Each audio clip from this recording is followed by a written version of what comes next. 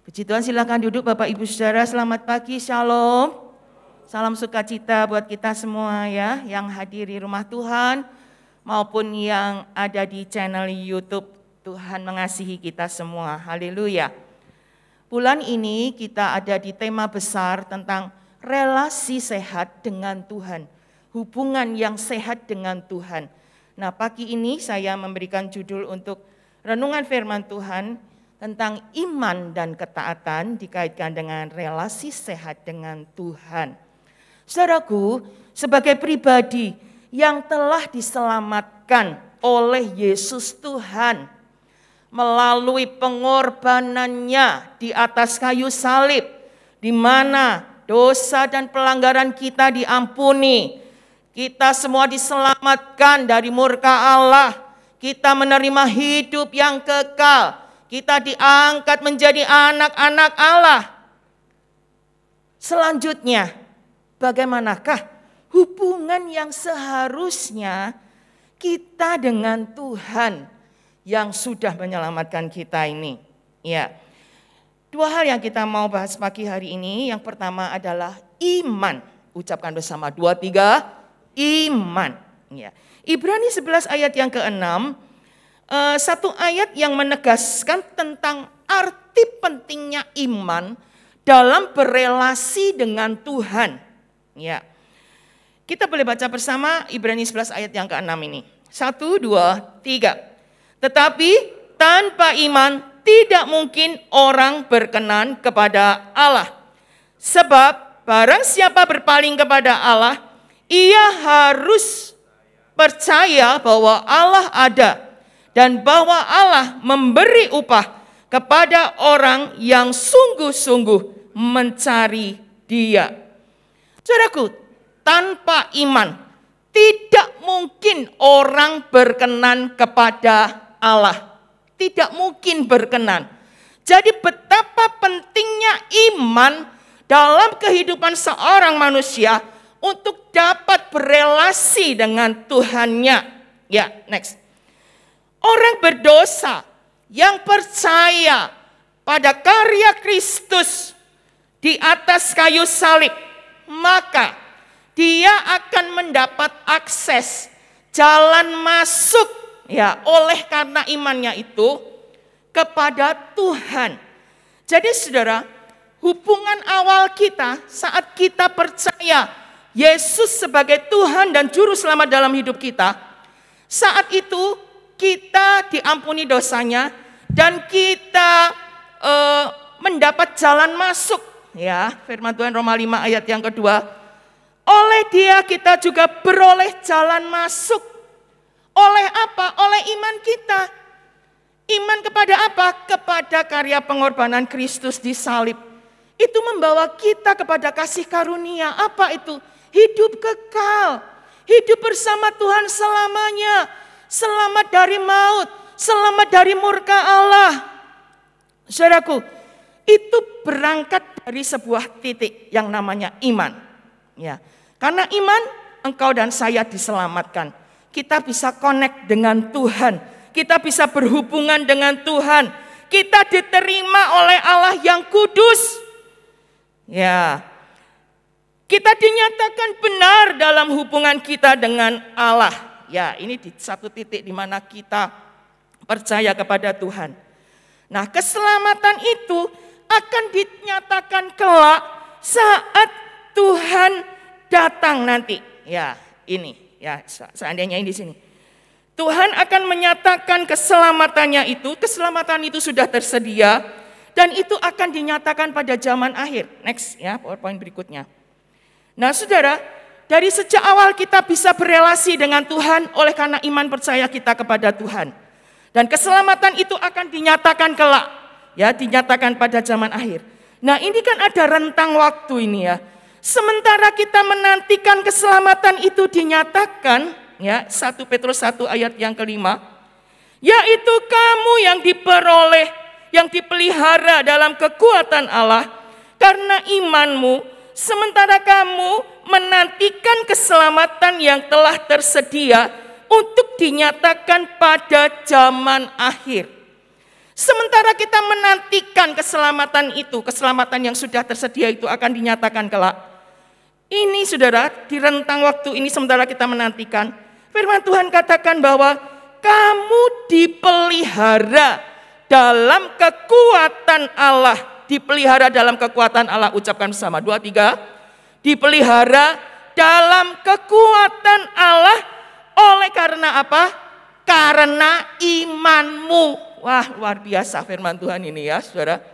Jadi kita dapat keselamatan karena iman, sementara menantikan keselamatan itu dinyatakan, ini ada pemeliharaan Tuhan yang dilakukan oleh Tuhan sendiri dalam kekuatannya, tapi itu akan kita alami karena iman kita.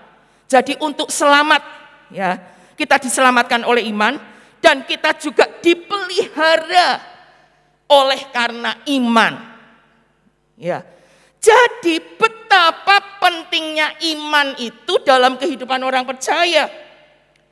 Jadi iman tidak hanya saat kita ya terima Yesus sebagai Tuhan dan Juru Selamat, sudah dibaptis, oke, titik. No, hubungan ini akan terus berlangsung. Sebab apa? Saat Tuhan datang nanti, Tuhan akan jemput kita. Untuk apa? Kita akan tinggal bersamanya selamanya. Jadi hubungan ini kan tidak hanya berhenti, saudara. Ini masih terus dan ini sebuah hubungan yang kekal. Dan ini dibangun semua. Ada pemeliharaan Allah dalam kekuatan Allah. Apapun situasi kondisi dalam hidup kita, Tuhan tidak berhenti melakukan bagiannya untuk orang-orang percaya. Amin, saudaraku. Ya. Jadi dari hal ini, saudara, kita bisa menangkap bahwa orang benar betul-betul hidupnya ditentukan dari imannya. Orang benar hidup oleh iman. Ucapkan bersama, 2, 3. Orang benar hidup oleh iman. Hal ini ditulis sampai 4 kali loh, saudara, di dalam firman Tuhan ya. Di kitab Habakuk, kitab Galatia, kitab Roma, dan ini kitab Ibrani 10 ayat 38 sampai 39. Dikatakan bahwa tetapi orangku yang benar akan hidup oleh iman. Dan apabila ia mengundurkan diri, maka aku tidak berkenan kepadanya. Tetapi kita bukanlah orang-orang yang mengundurkan diri dan binasa, tetapi orang-orang yang percaya dan yang beroleh hidup. Amin. Orang benar, engkau dan saya hidup oleh imanmu. Apapun situasi kondisimu, berapapun banyak hartamu, asetmu, berkatmu, tapi firman Tuhan katakan engkau hidup dari imanmu. Saat kita nggak punya apa-apa, kita punya pengharapan. Orang percaya hidup oleh karena imannya. Dan apabila ia mengundurkan diri, maka aku tidak berkenan kepadanya. Saat kita mundur dari iman, percaya pengharapan kita akan Allah. Dialah juru selamat buat jiwaku. Dia juga juru selamat untuk semua bidang hidupku. Amin. Saudara, itu biarlah jadi pengalaman kita. Dan kalau firman Tuhan katakan, kalau ia mengundurkan diri, kita berhenti, percaya, berharap kepada Tuhan. Aku tidak berkenan kepadanya. Tuhan mau engkau dan saya terus ada dalam percaya kita kepada Tuhan. Dan dikatakan kita bukanlah orang-orang yang mengundurkan diri dan binasa. Kalau kita mengundurkan diri, berhenti, ninggalin Tuhan, mengundurkan diri sama dengan binasa. Ya. Tetapi orang-orangku yang percaya akan beroleh hidup. Amin, saudaraku. Next. Ya, Rasul Paulus memberikan nasihat kepada jemaat di Kolose. Dia berkata bahwa ada tugas dan tanggung jawab yang sangat penting bagi orang percaya agar dia kelak dapat berdiri di hadapan Kristus dengan tak bercacat dan tak bercela. Apa yang harus dilakukan? Kolose 1 ayat 23. Dia katakan bahwa sebab itu kamu harus bertekun dalam iman, tetap teguh, tidak bergoncang, dan jangan mau digeser dari pengharapan Injil yang telah kamu dengar dan yang telah dikabarkan di seluruh alam di bawah langit, dan yang aku ini, Paulus, telah menjadi pelayannya. Saudaraku, orang percaya punya tanggung jawab, punya tugas penting untuk dia tetap bertekun dalam iman, untuk dia memelihara iman percayanya kepada Tuhan Yesus, apapun situasinya, apapun kondisinya, apapun masalahnya. Sekali Yesus tetap Yesus.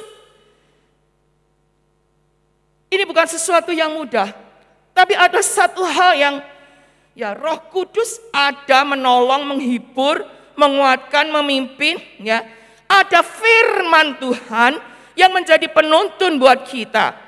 Nah, berkaitan dengan ini, Saudara, bertekun dalam iman, tetap teguh, tidak bergoncang, tidak mau digeser dari pengharapan Injil, gak mau kembali, gak mau menoleh ke belakang, tidak mau kembali pada kehidupan yang lama, tidak mau kembali kepada kejahatan dan kepada kehidupan yang tak berpengharapan, tapi teguh, kukuh dalam pengharapannya. Ya, wanita Syro-Fenisia, ini adalah orang Yunani bangsa Syro-Fenisia, di mana dia waktu mendengar Yesus, waktu mendengar Yesus masuk dalam sebuah rumah, dia mendatangi Yesus dan dia tersungkur dan dia berkata bahwa tolonglah anakku, memohon kepada Yesus untuk mengusir setan dari anaknya itu. Tapi Yesus berkata, biarlah anak-anak kenyang dahulu, sebab tidak patut mengambil roti yang disediakan bagi anak-anak dan melemparkannya kepada anjing. Sebuah pernyataan yang secara manusia bisa saja membuat wanita ini marah, bisa saja membuat wanita ini jadi kecewa, bisa saja membuat wanita ini jadi putus asa. Tapi firman Tuhan menjelaskan bahwa wanita ini punya ketekunan di dalam pengharapan dan percayanya kepada Yesus pada saat itu, dengan sebuah jawaban yang spontan bahwa benar Tuhan, anjing yang di bawah meja saja juga makan rempah-rempah dari yang dijatuhkan oleh anak-anak. Jadi dia menyadari bahwa mungkin secara porsi untuk berkat Tuhan, dia itu orang Yunani enggak dapat porsi itu, tapi dia tetap mengharap itu dari Tuhan. Dan Yesus berkata, karena kata-katamu itu, pergilah sekarang, sebab setan itu sudah keluar dari anakmu. Ketekunan bicara, tidak mudah putus asa, tidak mudah kecewa, tidak mudah marah, terus berpengharapan sampai apa yang diharapkan itu menjadi satu kenyataan. Yesus Tuhan menghargai ketekunan. Tuhan mau sebuah ketekunan itu ada di tengah-tengah orang percaya apapun kondisinya. Dalam sebuah perumpamaan Yesus menegaskan tentang pentingnya ketekunan juga dalam berpengharapan dan dalam berdoa. Dia berkata bahwa dia menegaskan dalam perumpamaan tentang hakim yang lalim dan bagaimana janda itu mengharapkan pembelaan dari hakim yang jahat. Dia ditolak. Tapi dia punya pengharapan, siapa lagi mungkin sekalipun hakim ini jahat, tapi tetap saja dia berharap. Ini dipakai Yesus untuk mengumpamakan bagaimana sebuah ketekunan di dalam sebuah pengharapan itu tidak berhenti oleh apapun. Ditolak, tidak terjadi, belum terjadi, itu terus menerus dan berlarut, tapi kekeh, terus meminta. Yesus sendiri berkata, tidakkah Allah akan membenarkan orang-orang pilihannya yang siang malam berseru kepadanya Dan adakah ia mengulur-ngulur waktu sebelum menolong? Aku berkata kepadamu, Yesus berkata, ia akan segera membenarkan mereka. Saudara, Tuhan respect banget. Tuhan suka, Tuhan menghargai sebuah ketekunan di dalam iman, percaya, dan pengharapanmu kepada Tuhan. Itulah sebabnya firman Tuhan berkata, mintalah, carilah, ketuklah. Ini bicara apa? Ketuk, gak sekali kebuka, ketuk lagi. Gak kebuka lagi sampai pintu dibukakan. Saudara, hari-hari ini masa sulit, firman Tuhan biarlah menerangi hati kehidupan kita. Ini waktunya untuk kita bertekun dalam iman dan pengharapan kita kepada Tuhan yang sudah menyelamatkan engkau dan saya dari murka-Nya. Dia juga yang memelihara engkau dan saya dalam kekuatan-Nya oleh karena imanmu dan imanku. Ya. Oleh sebab itu pupuk imanmu dan bangun relasimu. Firman Tuhan, iman. Dasar dari iman adalah firman. Dasar dari iman adalah firman. Iman timbul dari pendengaran, pendengaran akan firman Kristus. Saudara, betapa pentingnya firman Tuhan untuk membangun iman saya dan saudara. Tidak cukup hanya mendengar firman di gereja seminggu sekali, dengar YouTube, ikut komsel, dengerin orang diskusi, dengerin sharing firman Tuhan. Tapi kita sendiri harus langsung terjun, baca firman itu sendiri, gali sendiri. Ya, dan setiap hari bergaullah dengan Tuhan dalam doa dan pengharapan kita. Libatkan Tuhan setiap hari dalam semua segi kehidupan kita, dalam segala hal. Minta tuntunannya, minta petunjuknya, saudara. Sehingga hari-hari kita diperkaya oleh Tuhan dengan pengalaman-pengalaman iman. Ya, sehingga iman itu terus bertumbuh. Ya, bergaul dengan Tuhan dan firman-Nya setiap hari. Itulah kekuatan buat engkau dan saya. Itulah terang buat engkau dan saya untuk melangkah di tengah kegelapan situasi kondisi ini. Ya. Selanjutnya bergaullah juga dengan orang-orang yang takut akan Tuhan. Ya, next. Jadi saudara, sementara kita bertekun dalam iman, kita bergaul dengan Tuhan, baca firman, tambah porsinya. Kalau sudah biasa 1 pasal, tambah lagi 2 pasal. Kalau sudah biasa baca 5 menit, tambah jadi 10 menit. Sudah biasa setengah jam, tambah, saudara. Ya, di masa sulit ini betapa engkau dan saya butuh Dia, Tuhan, firman yang hidup itu. Ya. Dan biarlah kita tetap bertekun, tetap teguh, tidak bergoncang, tidak mau digeser oleh apapun. Sakit belum sembuh, sudah berdoa belum sembuh, tetap percaya kuasa darah dan bilurnya ada berlaku buat engkau dan saya. Amin, saudara. Situasi belum berubah, tetap teguh, tidak bergoncang, tidak mau digeser dari pengharapan kita akan firman. Kumpullah, bersekutulah dengan orang-orang yang takut akan Tuhan. Karena betapa pergaulan itu akan mempengaruhi, meracuni kehidupan kita. Gampang sekali saudara dengan di kondisi yang seolah-olah terhimpit seperti ini ya. Kita mengalami masalah, kita ngalamin pergumulan. Sementara itu kumpulnya ya, contoh saja nih. Lagi marah-marahan sama suami, makin lama makin meruncing, jadi konflik, udah nggak tidur lagi sekamar, ya. Mungkin istri sudah di rumah mana, suami di rumah mana, ya. Bergaulnya dengan orang yang belum percaya Tuhan Yesus, dia bercerai dengan suaminya, terus kumpulnya sama dia. Nasihatnya apa? Saudara kira-kira masukannya, tinggalin aja, emang laki-laki cuman dia, emang kuat kamu seperti itu? Saudara, ini terus setiap hari ada, dan ujung-ujungnya apa? Ikut, ya saudara.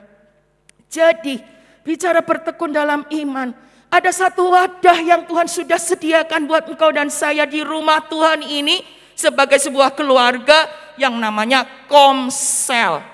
Ayo kembali, masuklah dalam Komsel. Ya, kita boleh saling membangun, kita boleh saling menguatkan satu dengan yang lain.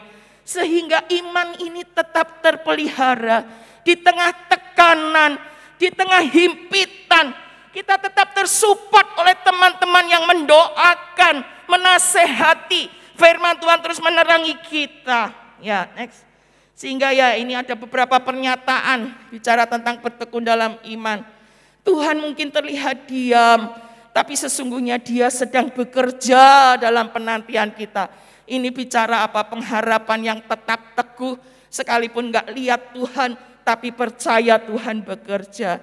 Tidak semua hal dapat berjalan sesuai rencana kita, namun Tuhan tetap pegang kendali. Ini bicara apa? Pernyataan-pernyataan iman kita dalam pengharapan kita kepada Tuhan. Pencobaan itu sulit, tapi Tuhan bisa bekerja melaluinya. Ya, luar biasa. Ya, selanjutnya saudara, Rasul Petrus, ya, saya menyambung ke ayat yang tadi ya, yang tentang dipelihara dalam kekuatan Allah. Kita dipelihara dalam kekuatan Allah oleh iman kita. Nah, ini ayat sambungannya. Bergembiralah akan hal itu, sekalipun sekarang ini kamu seketika harus berduka cita oleh berbagai-bagai pencobaan. Maksud semuanya itu ialah untuk membuktikan kemurnian imanmu yang jauh lebih tinggi nilainya daripada emas yang fana, yang diuji kemurniannya dengan api sehingga kamu memperoleh puji-pujian dan kemuliaan dan kehormatan pada hari Yesus Kristus menyatakan dirinya. Saudaraku, Petrus mengingatkan bahwa bergembiralah bahwa ada pemeliharaan Tuhan oleh kekuatannya buat kita orang-orang percaya. Walaupun saat ini, sekarang ini kamu dalam seketika harus berduka cita oleh berbagai-bagai pencobaan. Ada hal-hal yang Tuhan izinkan terjadi, kesulitan, masalah, duka cita yang Tuhan izinkan terjadi, ya. Bukan karena dosa ya, tapi ini dalam kita sudah hidup benar sama Tuhan, tapi masalah itu Tuhan izinkan. Untuk apa? Maksud semuanya itu ialah untuk membuktikan kemurnian imanmu. Tuhan mau agar kita tidak hanya beriman dan bertekun dalam iman, tapi Tuhan mau kualitas iman. Apa itu?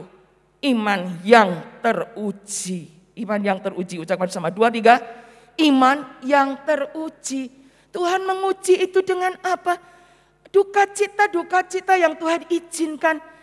Maksud dari semuanya itu adalah untuk membuktikan kemurnian imanmu yang nilainya itu jauh lebih tinggi dari emas. Dikatakan emas yang fana. Dan di balik duka cita itu Tuhan katakan bahwa firman Tuhan katakan, kamu akan memperoleh puji-pujian dan kemuliaan dan kehormatan pada hari Yesus Kristus menyatakan dirinya. Jadi saudara, oleh sebab itu ayo kita tetap bertekun dalam iman kita. Dan mari kita membuktikan dengan kekuatan dan anugerah Tuhan, pertolongan Roh Kudus-Nya. Sekali Yesus tetap Yesus. Aku disembuhkan, aku percaya Yesus. Kalaupun aku dipanggil Tuhan, aku tetap percaya Yesus adalah Tuhan. Amin saudara. Satria Mesa Abednego sudah membuktikan kemurnian imannya kepada Tuhan. Di mana dia betul-betul masuk dalam dapur api yang panasnya 7 kali lipat lebih panas dari api biasa. Tapi yang dia katakan adalah bahwa kalau Tuhan mau menolong aku, biarlah Tuhan menolong aku. Tapi kalau Tuhan tidak menolong aku tidak akan menyembah patung tuanku.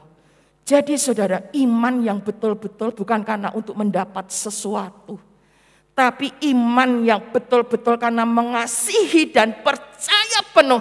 Dia Tuhan, tidak ada juru selamat selain Dia di bawah kolong langit ini. Amin saudaraku. Ya, berikutnya. Sekalipun kamu belum pernah melihat Dia, namun kamu mengasihinya. Bukankah ini iman, saudara? Kita nggak pernah lihat Tuhan Yesus mati di atas kayu salib, darahnya mengalir. Kita nggak lihat secara fisik, tapi kita bisa percaya. Itu iman. Ya, kita belum pernah melihat Dia, tapi kita bisa mengasihi Dia. Itu iman. Kamu percaya kepada Dia sekalipun kamu sekarang tidak melihatnya. Kita tidak melihat ada Tuhan di sini secara kasat mata. Tapi tiap minggu engkau datang ke rumah Tuhan dan memuji dan menyembah Dia. Itu iman. Ya. Dan saudaraku, kamu bergembira karena sukacita yang mulia dan yang tidak terkatakan. Karena kamu telah mencapai tujuan imanmu. Kemurnian itu ujungnya adalah untuk mencapai tujuan iman adalah apa? Keselamatan jiwa kita. Hidup kekal bersama Tuhan. Ya. Poin yang kedua, saudara, berkaitan dengan relasi sehat dengan Tuhan selain iman. Yang kedua adalah ketaatan. Ucapkan bersama, 2, 3. Ketaatan. Saudara, di dalam Matius pasal yang ke-7 ayat 21 sampai 23. Ayat ini juga menegaskan tentang arti pentingnya ketaatan dalam berelasi, dalam berhubungan dengan Tuhan. Ya. Hubungan dengan Tuhan tidak hanya sekedar berseru-seru Tuhan, Tuhan. Bersorak-sorai Tuhan, Tuhan. Ya. Menyanyi Tuhan, Tuhan. Tapi ya, tanpa ketaatan aku tidak pernah mengenal kamu. Matius 7 ayat 21 katakan, bukan setiap orang yang berseru kepadaku Tuhan, Tuhan akan masuk ke dalam kerajaan surga, melainkan dia yang melakukan kehendak Bapakku yang di surga. Jadi saudara, betapa pentingnya ketaatan itu dibangun dalam kehidupan kita. Iman, ketaatan kita adalah bukti dari iman kita kepada Tuhan. Ya. Iman dan ketaatan ini bagaikan dua sisi mata uang, saudara ya. Jadi satu mata uang itu dia akan bernilai kalau ada dua sisinya, begitu ya. Dia akan bernilai dan berharga. Tapi saat satu sisi saja,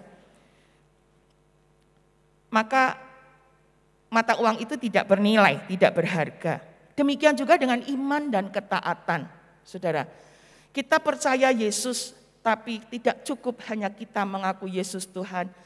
Tapi kita harus diwujud nyatakan dalam ketaatan kita. Hal ini ditunjukkan dalam firman Tuhan, Yohanes 3 ayat yang ke-36.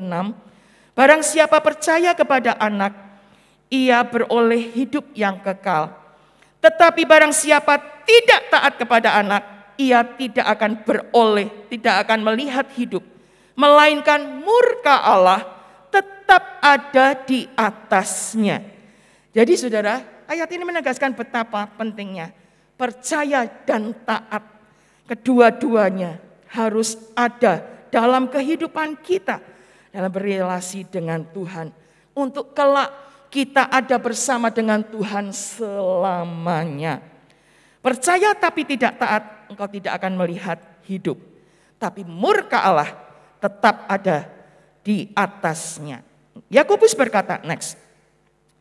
Seperti tubuh tanpa roh adalah mati, demikian jugalah iman tanpa perbuatan-perbuatan adalah mati. Ya. Dan iman bekerja sama dengan perbuatan-perbuatan. Dan oleh perbuatan-perbuatan itu iman menjadi sempurna.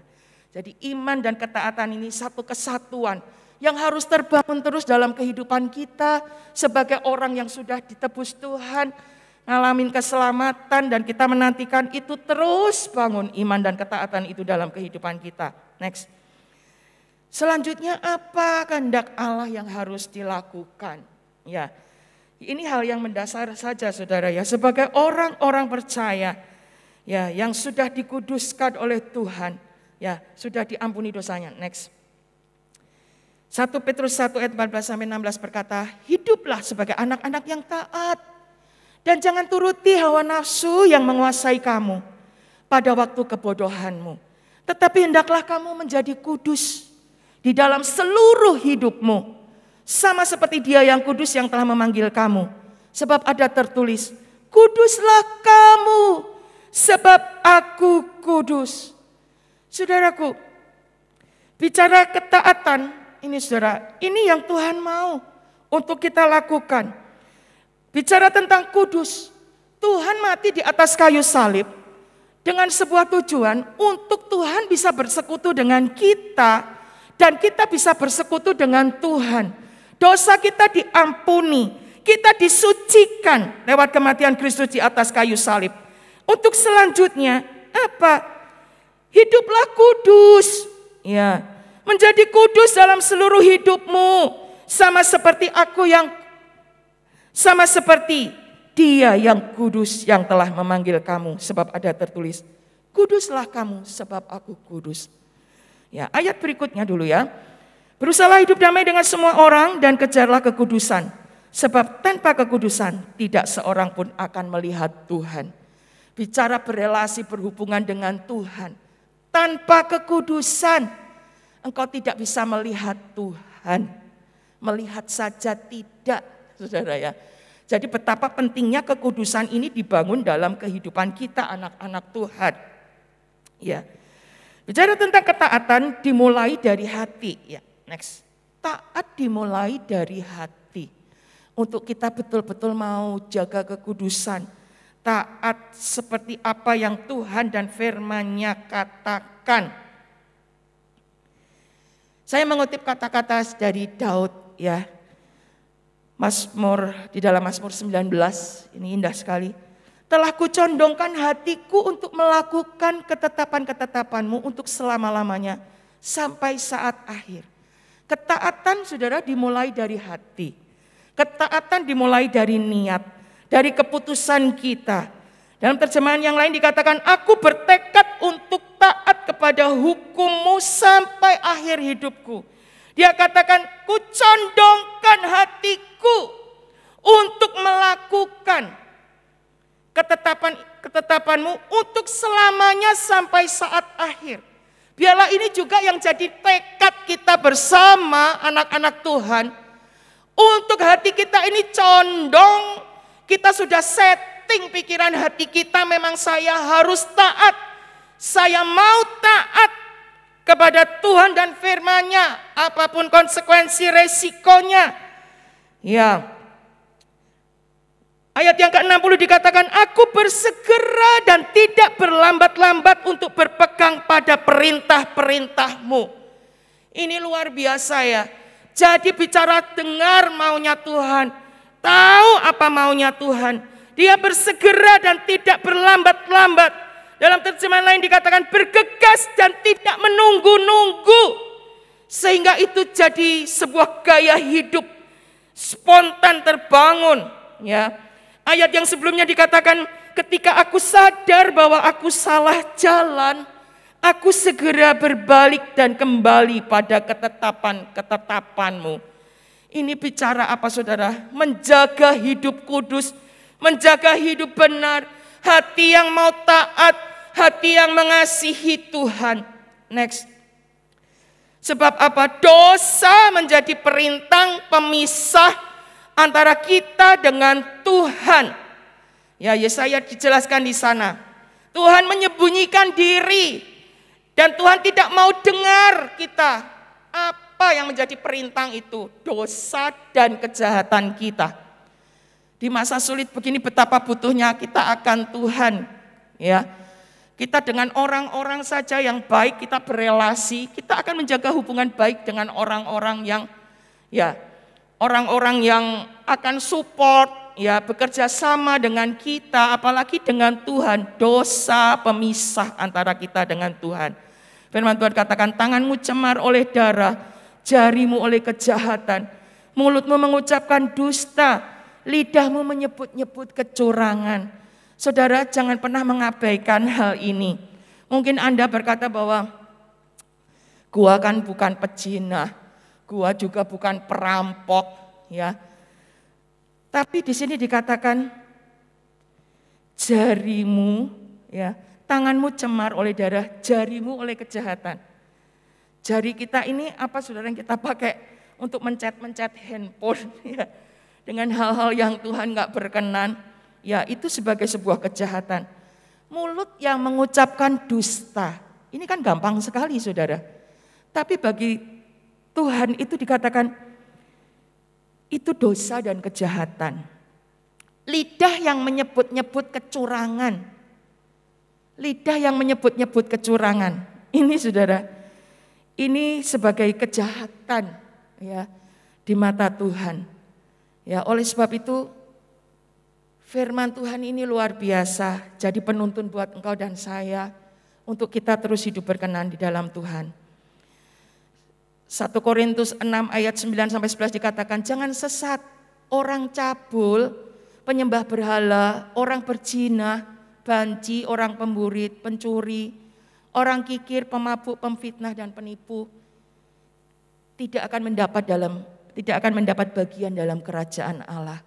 Jadi betapa dalam kasih karunia Tuhan kita perlu untuk terus menjaga hidup kudus, sebab Dia adalah kudus, Dan berikutnya sebuah quotes yang bagus, tidak ada kesukaran yang terlalu berat yang dapat memisahkan kita dari kasih Tuhan. Seberat apapun masalahmu, pergumulanmu, semuanya itu tidak akan dapat memisahkan engkau dari kasih Tuhan. Yang menjadi pemisah apa? Dosa, kejahatan. Oleh sebab itu, sementara kita ada pergumulan, saudara, berhenti, alami hidup kemenangan di dalam Tuhan, berhenti dari semua kejahatan dan dosa. Kita dipersekutukan kembali dengan Tuhan, dan biarlah kita ngalamin pertolongan-pertolongan Tuhan dalam kehidupan kita. Berikutnya dulu ya. Oke. Sebab itu kita baca bersama ayat yang terakhir ini sebelum nanti saya closing. Kita baca ayat ini bersama-sama. 2, 3. Sebab itu janganlah kamu melepaskan kepercayaanmu, karena besar upah yang menantinya. Sebab kamu memerlukan ketekunan, supaya sesudah kamu melakukan kehendak Allah, kamu memperoleh apa yang dijanjikan itu. Sebab sedikit, bahkan sangat sedikit waktu lagi, dan Ia yang akan datang sudah akan ada tanpa menangguhkan kedatangannya. Ayat ini menegaskan, jangan melepas kepercayaanmu karena besar upah yang menantimu. Kepercayaan jangan dilepaskan. Dan kita memerlukan ketekunan untuk semuanya itu. Supaya apa? Waktu kita melakukan kehendak Allah, kita taat, kita memperoleh apa yang dijanjikan. Tuhan menjanjikan banyak hal, hidup kekal, mengalami hidup keberkemenangan, hidup diberkati untuk menjadi berkat. Mari kita hidup dalam ketaatan dan tetap percaya teguh kepada Tuhan. Sebagai sebuah penutup, saudara, sebagai penutup, bukan yang tadi, ayat yang sebelumnya ini yang biru tadi. Saudara, kita sedang merenungkan tentang iman dan ketaatan. Inilah poin yang Tuhan mau untuk kita segala bangsa hidup di dalamnya. Dan ini juga Paulus mengerti akan kebenaran ini. Bahwa iman dan ketaatan itu harus ada dalam kehidupan setiap orang-orang benar yang akan mengalami hidup kekal bersama dengan Tuhan. Roma 1 ayat 5, ini ayat pertama ya di kitab Roma ini saudara. Dengan perantaraannya kamu menerima kasih karunia dan jabatan rasul untuk menuntun semua bangsa supaya mereka percaya dan taat kepadanya. Ini merupakan percaya dan taat. Iman dan ketaatan kepada Kristus ini menjadi sasaran Paulus dalam pelayanannya. Ya. Jadi dalam melayani, pokoknya sasarannya orang-orang dimenangkan, mereka harus percaya dan taat kepada namanya. Dan kitab Roma ini saudara ditutup dengan ayat yang berkaitan dengan ini, Roma 16 ayat yang ke-26. Tetapi yang sekarang telah dinyatakan dan yang menurut perintah Allah yang abadi, telah diberitakan oleh kitab-kitab para nabi kepada segala bangsa untuk membimbing mereka. Jadi saudara, semua kebenaran itu yang dinyatakan itu untuk membimbing mereka segala bangsa kepada apa? Satu tujuan, ketaatan iman. Orang yang beriman dia akan taat. Orang yang taat dia orang yang beriman. Oleh sebab itu biarlah ini jadi sasaran dalam hidup kita. Jadi orang Kristen tidak hanya setia ibadah, setia berdoa, tapi percaya dan taat. Amin. Biar ini juga yang jadi sasaran kita dalam melayani sekolah minggu, di remaja, ya, di konseling, di pemuda, di usinda, semuanya sasaran kita adalah membawa semua orang percaya untuk beriman dan taat. Iman dan taat. Iman dan ketaatan. Ucapkan sekali lagi 2, 3. Iman dan ketaatan. Untuk kita memperoleh apa yang Tuhan janjikan dalam hidup kita. Selamat berrelasi dengan Tuhan. Lebih indah lagi dalam hidup kita. Amin untuk firman Tuhan.